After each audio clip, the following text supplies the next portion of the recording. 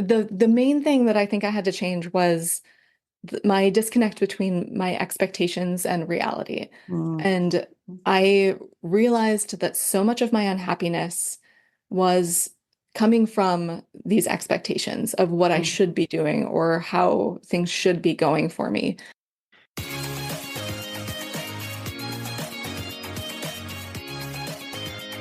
Welcome to the Wish I'd Known Then podcast, where we focus on how authors found success, looking at strategies that have taken them to the top of the bestseller charts, as well as what they've learned from their mistakes. Because being an indie author is more than knowing the latest marketing trend. It's about being innovative and creative and learning from your mistakes. Welcome to the Wish I'd Known Then podcast. I'm Sarah Rosette. And I'm Jamie Albright. And this week on the show we have Jessie Kwak. Yes, we do. And it's such a great interview. I like Jessie a lot. I just find her very down to earth and her presence is very calming. Yeah, calming and practical. Yes. We actually met her at Smarter Artist, and so we've known her a while. And she is doing her own conference now. And we talked to her a little bit about that. And we talked to her about enjoying the writing process and cross-genre marketing. And she had some really good tips on that. And we asked her if there was anything she would do differently. And she had a really interesting answer on that, if she was starting over. Yes. And we talked to her, too, about the Author Alchemy Summit and get details on that in case anyone's interested. So that's coming up. And also this week, the corporate sponsor is Xero. And you can use discount code Wish I'd Known Then 20 and get 20% off of a Xero subscription for 3 months. And I can tell you more about that in a little bit. Yeah. We have new supporters. We do. We have 2 new supporters. We have DL White, who chose the heart emoji. She did. Or he did. Could be a he. He or she. Yeah. Oh. And then we have Alyssa Cochran, and she chose the crown for her emoji. Yeah. Thanks for continuing to support us. And if you'd like to support the podcast and get access to previous supporter episodes and the Slack group, you can go to wishidknownforwriters.com/support. What's been going on with you? We are traveling. We're in the mountains and enjoying the cool weather. So basically all I've done for the last couple of days is drive, and we stopped to see family on the way. Finally got here yesterday, and we're unpacked, and we're going to be here for a little while, getting settled in and finding out where everything is. We just recorded a podcast. It's a new recording area, and there's trucks and kids and people, I guess, vacuuming upstairs. I don't know what's going on. So it's going to take a little while to get settled in. But other than that, I've done really nothing writing related except answer a few emails and traveling and on the road. So it's been kind of fun just to kind of get out of the routine. What about you? I'm at my daughter's, and I am teaching another week of swimming lessons because I just can't stop. No. It's like is it becoming an obsession or an addiction? I know. Oh gosh, I don't know. We had damage, from the hurricane, and we had to get a new fence. And I really wanted to make that money back because I was like, I don't want to spend my money on a fence, but I was glad I had it. So I'm just doing it. I had some people asking me if I would come back and do another week. And so I was like, yeah, so I'm doing that. But I am writing while I'm here, or I was. My daughter has been really, really sick. So I've had to kind of, yesterday I had to watch the kids, which I don't mind at all, but I didn't get any writing done yesterday. But today we have a babysitter, so when we get done with this, I'm gonna do some writing. And so yeah, and I'm just writing and enjoying it. I did do something that, I've got 2 books in that small town royalty series, Homecoming King and Duking It Out. And there is a 3rd book I wanted to write. Well, I say I want to write. I don't want to write it right now. I don't know what's wrong. That book has been really hard for me. I think I set it up poorly. I think that's why. And I had at the end of the 2nd book kind of a lead into to a 3rd book, and I just took it out of the back matter of the 2nd book and reposted it. So that, it is kind of obvious that these 2 would be the next characters, but when you have as part of the back matter, a lead into another Yeah. book, that just gives a huge expectation. Mm-hmm. And I just took it out, and I thought, if I get to that book, I get to that book. If I don't, I don't. I don't have to write it. So I've given myself permission to not write it if I don't want to. And right now, I don't want to. So Well, that's probably removes a mental weight, it right? does. It removes Yeah. the mental weight. I'm working on something fun, and I just need to. I'm trying to fall back in love with writing. That is what I'm working on, and I am enjoying writing this. The podcast we just recorded that will come out in 2 weeks.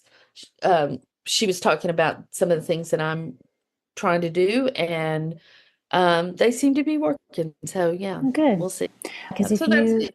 if it's drudgery, you're not going to fall back in love with writing. So it needs to be something that you want to write and look forward to and enjoy, right? Yeah. So I just took that weight off. I mean, the expectation is that there would be a third book, but it's not like I've already given them something to lead into that third book. Right. It takes away some of that. That is good. I'm glad you did that. Yeah. Yeah. How about you, besides traveling and stuff? Well, the only other thing we're doing is watching a lot of Olympics because Yes, us too, Lord. I pulled a muscle, I think, watching rooting the for guy people. set the high jump record. I mean, not the high jump, the pole vault record. Yes. Sitting on the couch. I Yes. kicked my leg up because I was You're helping him. It's like when you're driving and you're helping people brake or turn. Yeah, pulled a hammy. We got the streaming so that we can watch it, whenever we want, and so we're enjoying that. And I think it's interesting that with the Olympics, it's the story that we're so interested in. Like we like the athletes, but it's the story about who they are and where they're from. Yes. And I was just trying to think about how I can apply that to writing. That it's always about the characters. Always about the characters, and the backstory and what they've either struggled to overcome or, what they do that's interesting or different.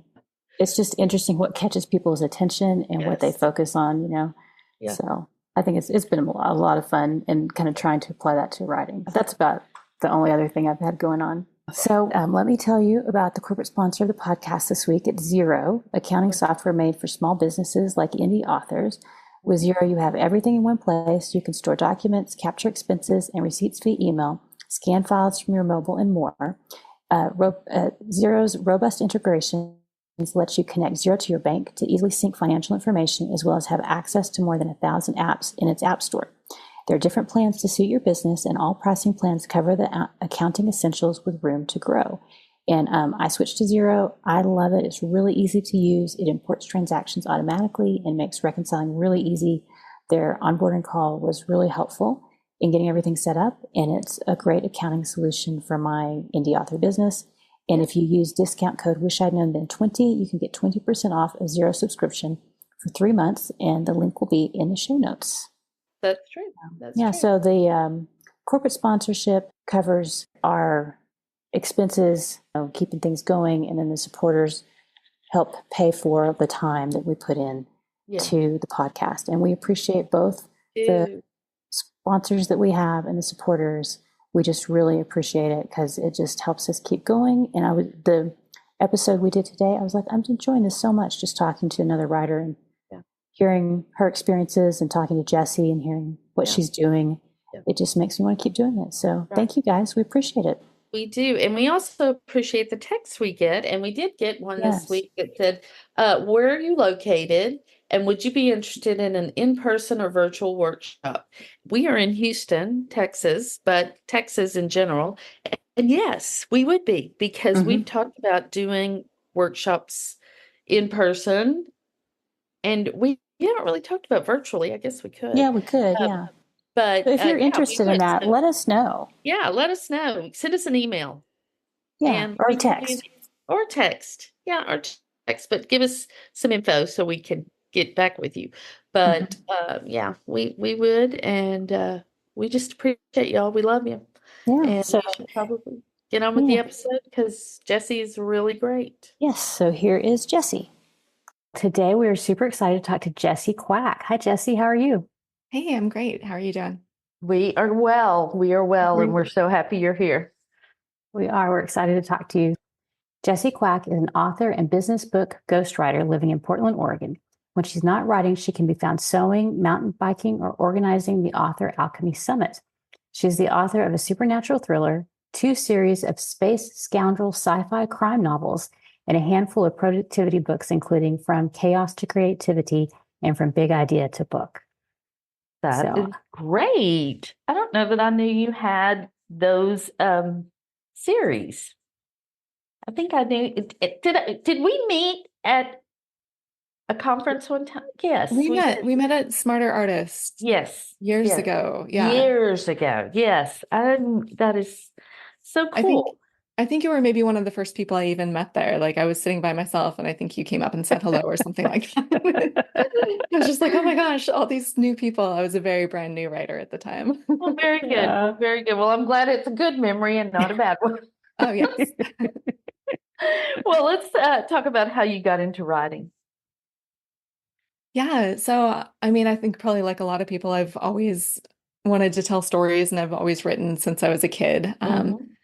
But I went to college to get an English degree, kind of thinking, I'll not write like the great American novel because I didn't want to do that, but like I Right, really wanted to write sci-fi and fantasy and right. that sort of stuff. And of course, the program that I was at was much more literary, and they were like, if you this book would be good if it didn't have ghosts in it or Yeah. whatever. No more Um, tropes. Yeah. yes, take all the tropes out, make it literary. I was like, If it oh, just it's so boring. rambles on and on and Yeah. went nowhere. Yeah. So after college, like I kind of didn't know what to do with my English degree. So Mhm. I knew I wanted to write, and I knew that that didn't make a lot of money right away. Mhm. So I ended up traveling a bit. I was waiting tables, and eventually I was probably waiting tables like 5 or 6 years and then writing on the side. And had also started doing a little bit of blogging and a little bit of kind of content marketing, copywriting stuff. Mhm. And I ended up talking to one of the regulars at the bar that I was at and saying, I'm kind of ready to do something with this English degree.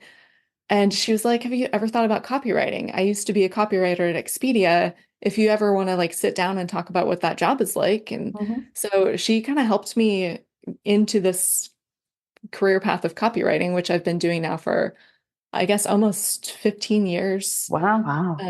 Yeah, and the last 10 or 11, I've been like fully freelance. Mhm. And so I wanted to go freelance because all of a sudden I was like, all right, I like the work of copywriting, but I don't have time to write the books I want to write. Mhm. Mhm. So if I run my own business, I will have all the free time in the Right. world. Which For of anyone course, new, you notice we're all laughing Yeah, because it's like that's not that. true.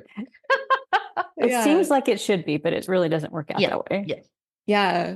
But I finally was able to kind of buy back enough of my own time that I could manage to do copywriting and the fiction writing on the side. Mm. And now I'm at a place, I guess, so I was doing like kind of content marketing, blogging, case studies, that sort of thing, mostly for software companies.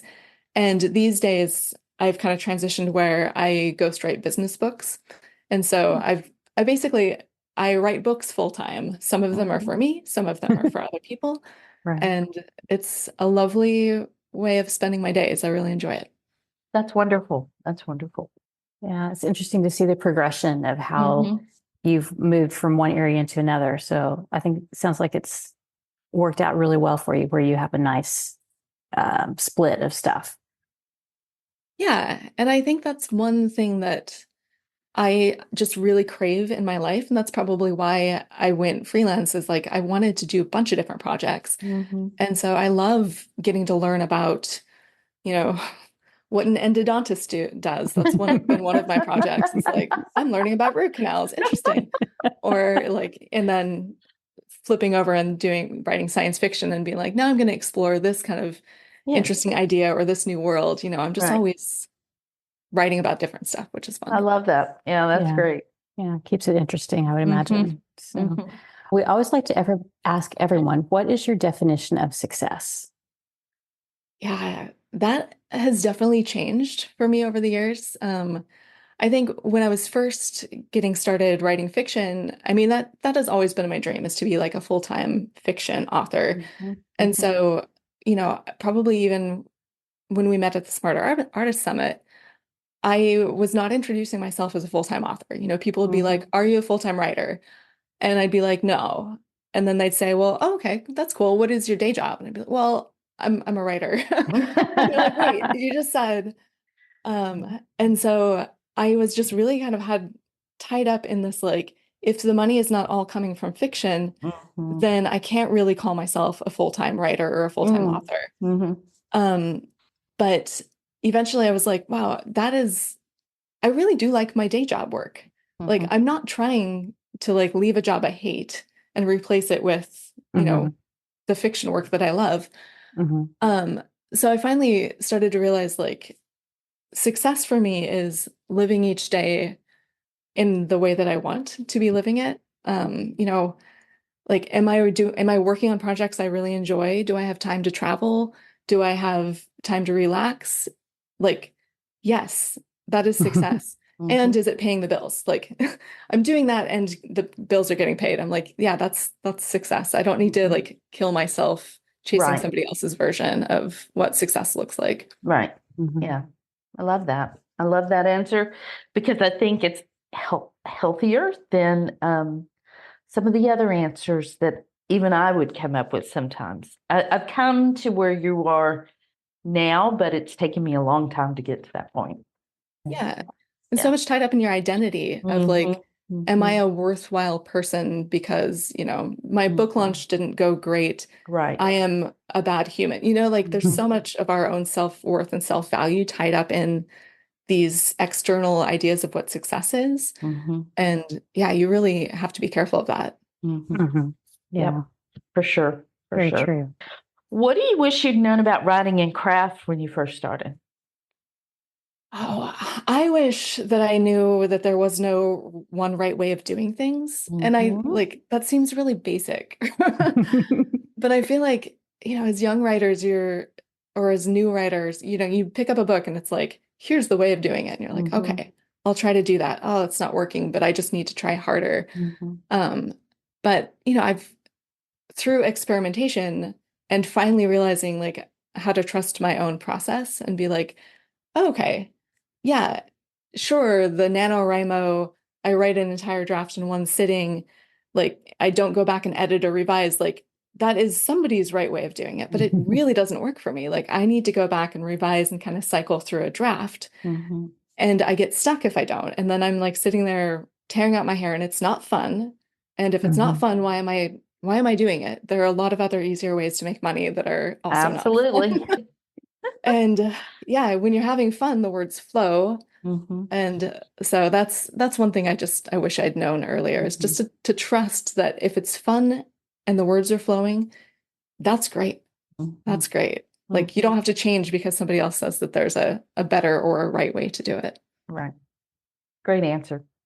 So it takes a lot of us a long time to come to that, I think, that Hmm. because I personally like hey, do these 5 steps and you'll get Yeah. this. And, Mhm. and it just doesn't work for everyone. It may work for Right. some people. I think Yeah. that's our upbringing. I think that's our Probably.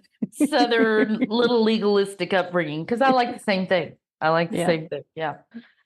And I think, I mean, as writers, we love hearing what other people do because there's always Hmm. like, oh, we're going to find that silver bullet. Somebody's going to be Hmm. like, I outline this way and I'm going to try it. And all of a sudden it's going to work. Hmm. And Magic. there's a magic process. I will read so many lists about like how to be more productive or how to be more Uh-huh. efficient with your writing. And they're all Yeah. just like, sit down and write, right? Yeah. Every single one of them. Basically, yes. It's true. It is true. Well, what about marketing? What do you wish you'd known about marketing? I think so. I guess similarly, like experimenting and figuring out what works for me instead of chasing somebody Hmm. else's, you know, Hmm. 5-step plan for marketing their series, especially if their books are so different than mine. Right. Mhm. Um, but also I was really hung up on like going back to that idea of success, like very hung up on like my having a good launch. And like if I didn't have a good launch of a book, then I felt like, oh, I really screwed up, or, it's not going to sell well or whatever. But I mean, I write in series, and a lot of my readers, like my first series is 5 books long, and a complete story arc, and it didn't sell until I was done with book 5 because people were like, "Oh, great, the series is done. Now I'll start reading it." And I spent so much time shouting about and pouring money into like trying to sell book 1, and it wasn't useful until I had the whole series done. Right. So I think now I'm thinking a lot more about like backlist and long tail marketing, and like I'm thinking more about being a 10-year overnight success instead of a, 1 book overnight success. Right. Exactly. Well, what assumptions did you make at the beginning of your writing career, and looking back, did they turn out to be right or wrong? Oh, one of the big ones I think was that I had to keep all of my facets of myself separate. So like, I write science fiction, I write nonfiction, and then I do client work, right?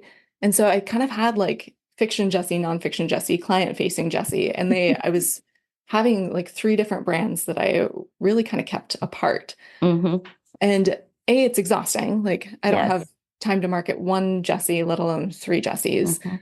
But I also realized that it really wasn't true. Like the assumption I had that my clients, if they find out I write science fiction, they'll think I'm not a serious copywriter. Like I would slowly start to tell people that I also write non-fiction or science fiction, and my clients would be like, "Ooh, you're a storyteller. We need storytellers. You must be a really good writer if you can also write. Wow, that's really impressive. Like anybody can write a blog post, but you can write sci-fi books. Wow, we definitely want you." And I was like, wow, okay.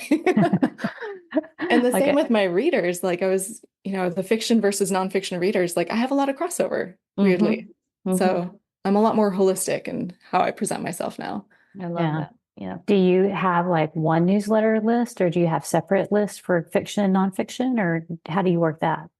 I have separate lists. I don't really do a whole lot in terms of like nonfiction marketing. And part of that is that my nonfiction books are with a small press. And so they're really good at selling my books like through bookstores and physical channels. And so I kind of am like, well, I'm going to put my energy into the fiction. But with that like fiction newsletter, like a lot of people on there are also writers who've followed me because of my nonfiction stuff. So I do kind of provide a little bit of more like glimpse into the writing process, or little outlets from time to time of like, hey, if you're also a writer, come hop over here. I've got more to tell you. But within, I guess, kind of talking about facets of me as well, like within my newsletter, another assumption I made was like, I only need to present sci-fi Jessie to sci-fi readers. And I finally realized probably just a couple years ago that like my readers, they're there for me, not for just the sci-fi or just the books. And sci-fi readers like to learn new things, and they like to travel to new fun destinations, even, in their armchairs or in real life. So I started to realize like, if I'm entertaining them, if I'm teaching them something or sharing a new fact I learned, or check out this cool like 1-person murder copter I saw in an air museum, or hey, let's learn how prosthetic eyes are made, or whatever it is, like, people are there for it. So I'm a lot more holistic about my newsletter as well. That's great. Yeah. And that makes sense, because if they're interested in what you're doing, no matter what it is, it gives you things that you can share that aren't necessarily related specifically to, the next book. Maybe like something you're working on somewhere else could still be interesting to them, which is, gives you more content. And because I don't write super quickly, so I don't have like a book coming out every few months. It's like, all right, are you guys still going to hang out and listen to me, in your inbox once a week for the next 6 months until the next book is out? Yeah, you will, because I have some interesting things to tell you. Right. Yeah. I love that. I love that, because, that it like in the beginning, because we do tell people, write in your genre, keep your, in the beginning, keep things separate, because I do think it's important to build a brand but in building that brand, you're also selling yourself. And if you can then switch from your brand being your books to your brand being you, then you have much more freedom to do a lot of those things. Does that make sense? I don't know. Yeah. It just sort of came to me. And I think it's more sustainable. It is more sustainable. It definitely is more sustainable, for sure. I mean, it sure. sustains my interest more than when I was just like, oh, what do I think they want to read? And I was like, Right. Mhm. Yeah, Exactly. What's the most important lesson you've learned, do you think? I think going back to my comment about like being a 10-year overnight success, like just the consistency and reliability and just continuously showing up and sitting down, most days to write. Like, I feel like I don't write very fast, especially compared to, some people. Correct. Yeah. I feel that. Me too. But I still like, I look back and I'm like, wow, I've only been at this since 2016 and I've got, almost 2 full series done, a handful of like short stories, novellas, like nonfiction books. I mean, a half dozen books that I've written for other people. I'm like, wow, I've written a lot of books over the last little bit, and it's all just consistency. Yeah, it's like that saying, like the days go fast, but the years go slow. So when you're in the middle of it, it feels like it's forever. But then when you look back and go, oh, I have completed a series, it's just your perspective, I think. Mm-hmm. Well, what is the biggest change you've had to make in your thinking? I think it was kind of the change of definition of success and how that affects what I do every day. Because I started to realize like there's not a finish line. I was burning myself out going for this imaginary finish line. And I was like, what happens when I finish this series or when I finish this book? Like, I know what happens is that I start working on the next thing. There's there's celebration. There's like a little plateau. You give yourself a rest and you start climbing the next project. But all of a sudden I was like, I don't see an end date. Like, it's not like I'm working on this for 5 years and then it's like, after this, I will have found success. And therefore I will be able to, I don't know, scale back or whatever it is that. So I started to realize like, if I'm not happy doing what I'm doing every day, right, how will I expect that to change? Like I'm not going to hit a finish line where that changes. Right. Like I have to change that today. Right. It's not like you're working towards happiness. You have to be happy every day. Yeah, I get it. I get that. That is so wise. That's so wise. You're pretty young to be that wise. That's pretty good. It can be a real long time to get there. Well, if you were starting over today, what would you do differently? Oh, I had a lot of fun thinking about this question. And I would ask more questions because, and this might be specific to me, but I think a lot of writers are kind of shy. And I have always been really worried about asking questions and coming off like, I don't like, oh, she doesn't know what she's doing. Or I don't know. I kind of have a self-image thing about like having it together. And if you say, I actually don't understand what you meant by that, or what is Facebook ads like, how do those even work? I was just like, oh, I have to, everyone else seems to know everything. I will just figure it out on my own. And I think my day job writing really helped with that because I work in a lot of industries where I don't know anything, and that's an asset because my job is to go in there and interview somebody who does know all the things and ask the dumb questions so I can translate that to an audience that would have those same questions. But it took me a while to kind of translate that to my own life of like, yeah, you don't have to know everything. You can ask questions. There's a lot of really smart, generous people who have answers and are willing to share. Right. Yeah. As somebody who I hated to raise my hand in class and ask a question, like I didn't want to be the one that because I guess I felt like I was the only one who didn't understand it, and I didn't want to show that I didn't understand it. And so I would just do my best on my own. And, so I totally feel that. And it is really hard to ask. It's still hard for me to ask for help and ask questions. But on the flip side, if somebody asks a question, I love to help them out. So I don't know where this weird disconnect comes from, but most people are fine with answering questions and they enjoy helping out. So I guess I have to remember that. So I totally understand that feeling. Yeah. And how many times have you been in a class, right? And somebody raises their hand and was like, hey, can you explain that concept? And a half dozen people are like, thank you. I had no idea. Yeah, exactly. Probably most we were all nodding, but none of us knew what we were doing. Yeah. Exactly. Yeah. So I wish that I had the guts to be that person asking the questions instead of waiting for somebody else. Yeah, right. Well, I want to go back to your sci-fi. So I love the description of space scoundrel sci-fi crime novels.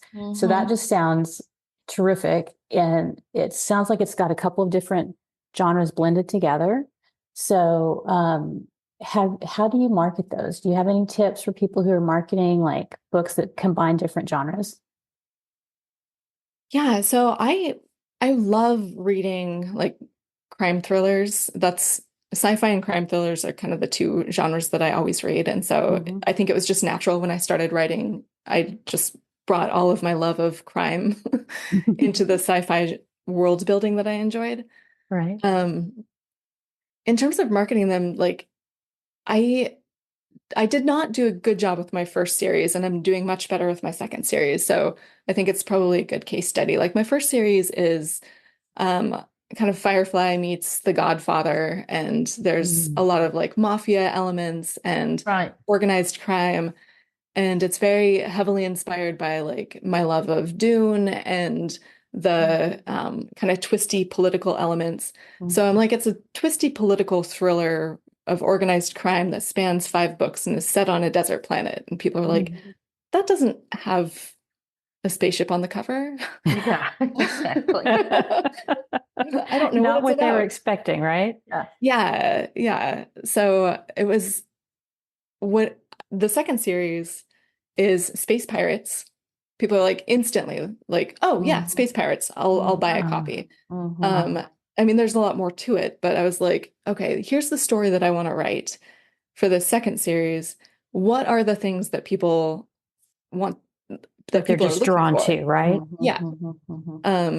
And how can I put this story in like adjacent enough to those tropes that I can use that for marketing and people won't be like, I was sold a bill of goods. Like when they read it, they pick it up. They're like, oh, this is great. It's got a spaceship on the cover. It's about space pirates. And then they're drawn into a story that's maybe not as typical. It's definitely more like about heists and cons and, the criminal underworld, because apparently I'm obsessed. But so that's actually those two series are set in the same universe and have several crossover characters. So I have stopped trying to push my first series so much because I'm like, it's a hard sell. If you pick up book 1, you're going to love it. Everybody who reads it really enjoys it. But Space Pirates, I will market that. I'll do the Facebook advertising to that. And then once you get into that world, you're like, what's this other thing she's got over here? And then people will go look for the rest of your books and discover. Smart, very smart. Yeah.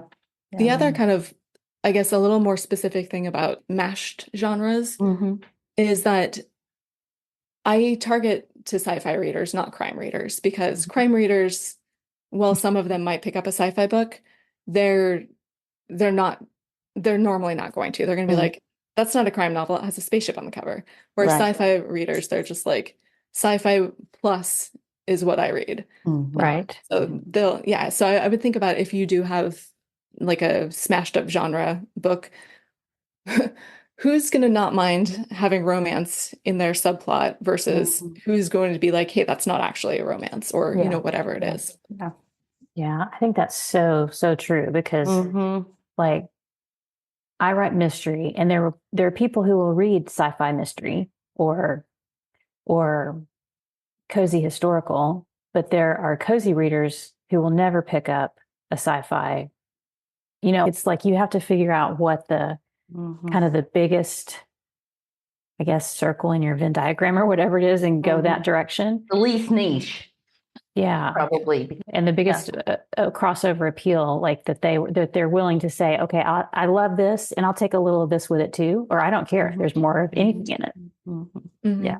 Yeah. And I think some genres are really, sci-fi or fantasy specifically, like you can put any subgenre in that and people will be like, oh, this is cool. Yes.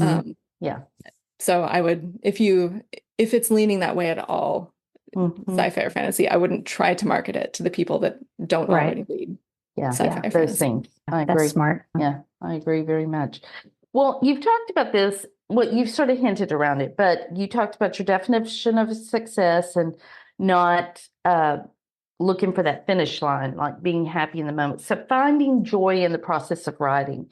How have you gone about changing your thinking on that? And how can we do the same?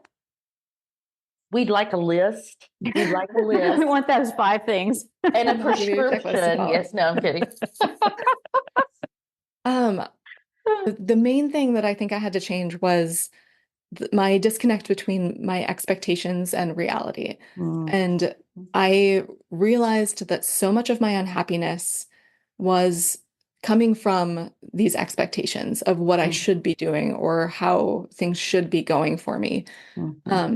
And honestly, like a lot of that has come from meditation and sort of that self-work of being like, okay, why are you so focused on, if I hit this goal, I will be happy. And I had to realize that like, it was that goal that was making me unhappy. Like if I took away this idea that like my book will rank at whatever on a chart when I launch it, am I happy with this book launch? And I'm like, yeah, actually I was. Like that worked pretty well. People were excited. Like, no, I didn't manage that expectation. And so training myself to look for the things that were going well and bringing me joy and using that kind of law of attention to be like, wow, did I have a great day? I did. Did I have one negative review? Yeah, also. But like, I could stare at that review or I could realize that actually things were going really well otherwise. Right. Very good. I love that. It's just it's reframing of your perspective and your thinking. And it's hard, it's just hard. And I think for us, because we all kind of started at the same time, back then it was very focused. I think it still is, but very focused on, hey, guess what? We can make a lot of money doing this. Or guess what? There is money to be made. There's money in gold in them there hills. And so we all sort of bought into that on some level. And now it's changing our perspective because if you want to, I would venture to say the lifespan of a prospector back in the day was not very long. And it's sort of the same thing now. You can only sustain that level of fierceness for so long, I think, because life just is life. And I don't know. I'm sort of with you. I'm not where you are yet, but that's the road I'm on. Thank goodness. And I've had to think about it a lot. Yeah. Yeah. I think, just trying to figure out why you're doing this. Like, are you writing because it's fun? Like, just have fun with it. If you went out and you were like playing tennis because you enjoyed playing tennis, and then you're like, well, and somebody was like, well, do you think you'll ever go pro? And why haven't you gone pro yet? And have you won any tournaments? And you're like, I just like playing tennis on Saturdays. Like, exactly. But writing, you tell anybody that you're like, oh, I enjoy writing. It's a hobby. And all of a sudden it's like, have you sold anything? Are you going pro? Or do you want to be a full-time writer? And you're like, maybe that's what I should want. But I think there are plenty of people out there that are like, I just wanted to write a book, and all of a sudden these other expectations are getting in the way of just having an enjoyable day. Right. But I do think you can be a serious writer and do this, but still have that same perspective because because it is just a matter of reframing your thinking. Like, instead of thinking 5 years down the road, which we all need to have 5-year goals and all that stuff, but like focusing on today, like what is happening today that is so bad? For most of us, it's not anything. We had a pretty good day. We had a good day, or a great day. And just really thinking about that, or not thinking about what we don't have, but thinking about what we do have. That's a big one too, that I think we can all get caught up in. I think, like you were saying about the fierceness and kind of the franticness of there's an opportunity and we must take advantage of it. I feel like that's kind of fading out as we're learning that we have to enjoy each day. We have to, because if we spend our whole day trying to write X number of words, 5,000 words or 10,000 words, whatever, and then we don't do it, and then we're upset, then that day is, your emotions are all tied up in the disappointment. And if we can just figure out how to enjoy each day, whether it's writing words or hiking or traveling or going to the grocery store, then we're going to be happier in the long run. We've had to switch kind of our expectations, I think, like you were saying, in our goals, and redefine what's a good day and what, because over time, those good days will add up and we'll have a good year. Yeah. Yeah. Well, and, right now there are those goal setting people that are just itching right now, and they're probably cussing us as they're listening. But, and there's nothing wrong with that either. But I do think keeping your personal happiness, making that one of the weighted things that you think about, like, is this making me happy or is it making me miserable? And for some period of time, I was kind of miserable. And it's when I was the most successful, because I was constantly chasing that goalpost. And when you don't write fast, or, things aren't going as fast as you want, that makes for miserable days. And so I really appreciate what you've said, and I think it's really smart. And I will tell you, even being less successful numbers wise right now, I am happier right now than I have been in a while, because I measure my success on the day, instead of, on the month or the week or my payout at the end of the month, kind of thing. Yeah, like I have several friends who've quit their day jobs to write full time, and I've just watched them go from like enjoying the writing process to so stressed out about it and so worried about, like, am I going to sell this book? Am I, what's going to happen? And often my advice is like, you need to ease off the pressure on your writing.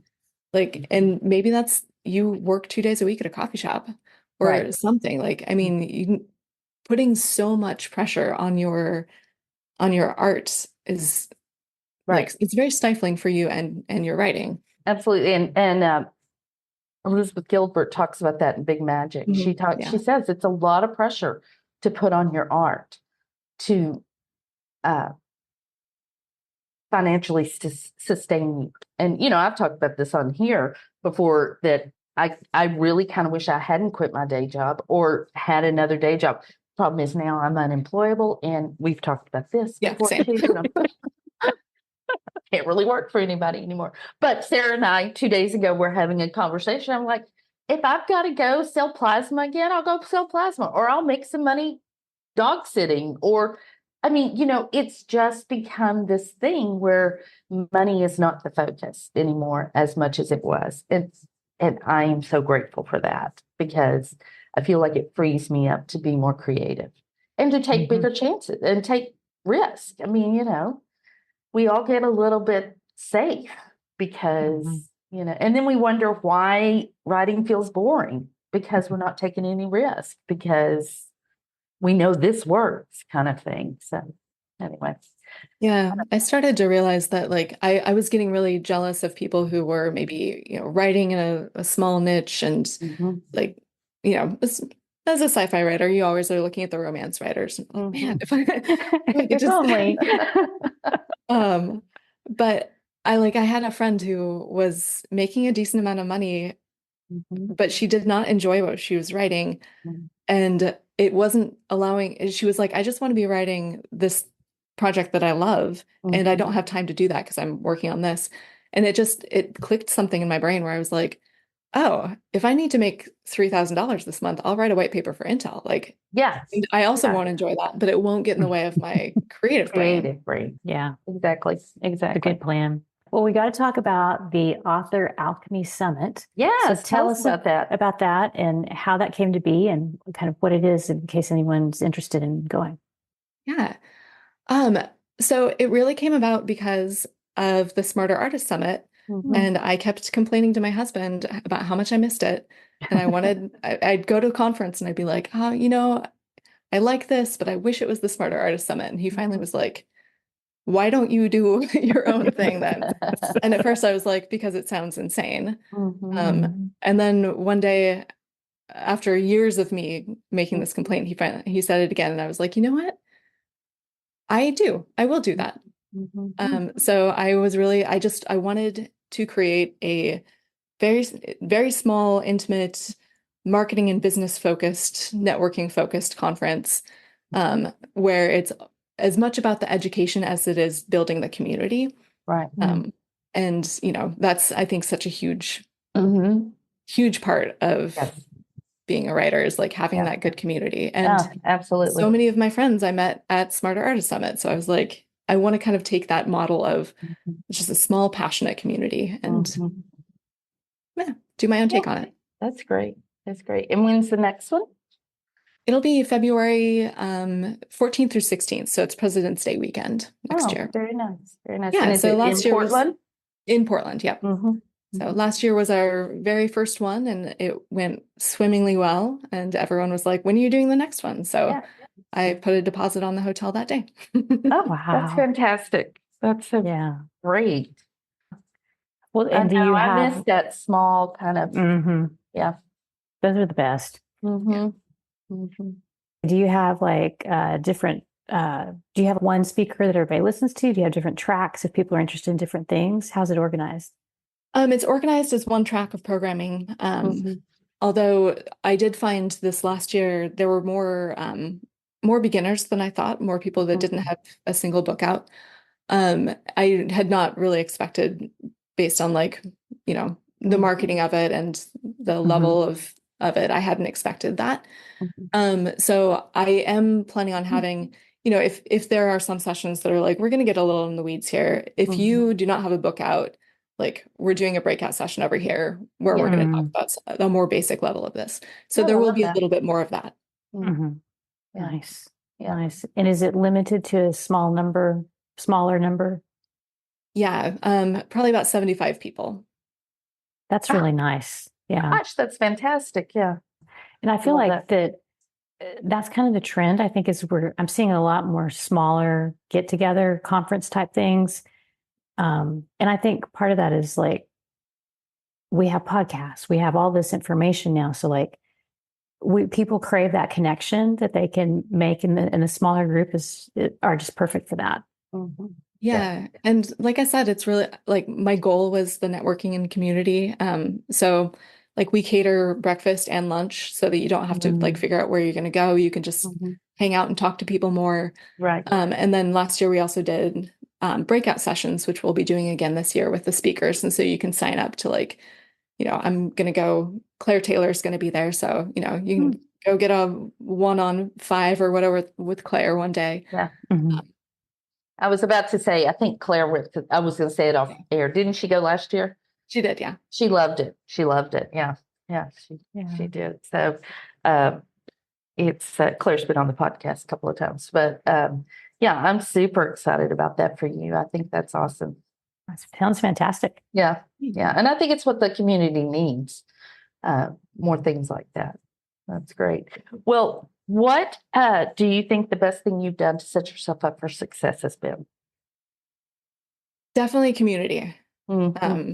Yeah, that's both like the author community and also reader community, just like cultivating those relationships one by one over the years has Mm-hmm. like, there are people who have been on my newsletter since I published my very first book, and they still respond and they still Mm-hmm. share things. And, it's just, yeah, my reader community really kind of stepped up for me this year as well when I was going through some medical stuff. And, I think a lot of authors kind of have that story as well. If they've like had a rough year and they're like, I have to say something, I have to tell you what's going on. And their readers are just like outpouring of love. Like, I was really blown away. Yeah. I've been blown away by my readers this year. That's so great. I love that. Yeah. I love that. Yeah. Yeah. Thank you for sharing that. That's amazing. But I also wanted to say, like, kind of along those lines, I think I remember hearing this as a new author, like, it's who you know, and it's, your author community and your readers and whatever. It's like, it's all about finding the right person, and it's about knowing the right people. And that can seem like a hurdle, but I don't want people to hear that and think that that's an obstacle. I want them to hear that and think that's an opportunity, because you can go and know those people. You can meet those people. You can reach out to people. Like, you can build a network. Right. And 10 years ago, I was terrified to even like, we just moved to Portland. Somebody invited me to like a local library. They were doing a write-in, and I didn't want to go because I was so scared of like walking into a room of people I didn't know. Right. And now I'm organizing a conference and like just love it. cold emailing people and like schmoozing at, 20 books and things like that. And I'm like, I learned how to do it. I taught myself how to do it, and you can too. You can teach yourself to do it. Yeah. I mean, for some people it's easier. It's easier for me. Like, it just is. I came up and sat down with you at a table. I didn't know you from Adam. I mean, that's just easy for me, but I know it's not for other people, but it is a learned skill. You can learn, because you can always learn to do it better too, not be so in people's faces and scare people like I tend to do sometimes. But I will say that too, just having that community, because sometimes when it says it's who when you're saying you need people, you need to know people in your shop, it almost sounds a little mercenary, like you're going after people that can help you or whatever. I will say that I am in an online chat group with arguably one of the most successful romance authors right now. And it's not because of her connect. I mean, like, my books still aren't selling. I mean, and we write relatively the same thing. But it is the perspective you gain from people who are more successful or who are not, or struggling or whatever, because we all go through these ebbs and valleys. And I have learned so much from her, not necessarily about writing, but just about, how to handle this business and how to handle people in this business who don't do what you want them to do. And she's so great about, it makes her mad, but she handles things so professionally and stuff. And I just feel like you can learn things from people and be supported by those people. And that's more important than anything they could give you or their audience or anything like that. Because at the end of the day, we just are people trying to connect and get along in this life, and that's hard. So having people in your life that can do that is really important. Yeah, I mean, writing, there are good days and there's bad days, and like to be able to go to your writer Slack or a group text or whatever and just be like, oh my God, writing is pulling teeth today. And everyone's just like, I know it's like, it's horrible. You just want to have somebody that you can commiserate with and celebrate wins with. And that is, that'll help your career be sustainable. And nobody's going to understand that better than another writer. Your family will go, oh, I'm so sorry. But, whoosh, they're on to the next thing. Yeah, what I love is when my family says, oh, you always say that. Well, I mean it this time. Thanks a lot. I'm serious. This is horrible. Yeah. I know. My husband's like, oh, yeah. Has it been a terrible writing day? Is it 3:30? I start to glaze over. Yeah. Exactly. I'm like, well, yes, it is 3:30 and I need a snack. Thank you. But also my imaginary friends are not working. They're not playing. They're on strike. Yeah, exactly. Oh. Well, very good. Well, where can people find out more about you and your books? And your conference. Yeah. Yes. Yeah. So jessiekwak.com, JESSIEKWAK.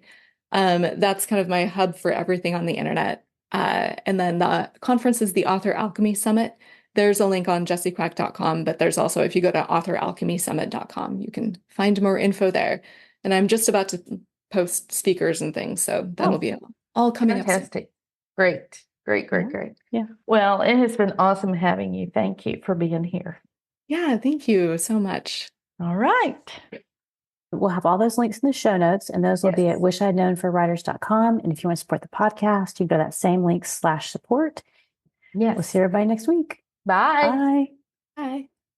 Thanks for joining us today. And remember our sponsor, Zero Accounting Software. Use discount code WishI'dKnownThen20 and get 20% off of Xero subscription services for 3 months. Thanks for listening. Keep writing, and we'll talk to you guys next week.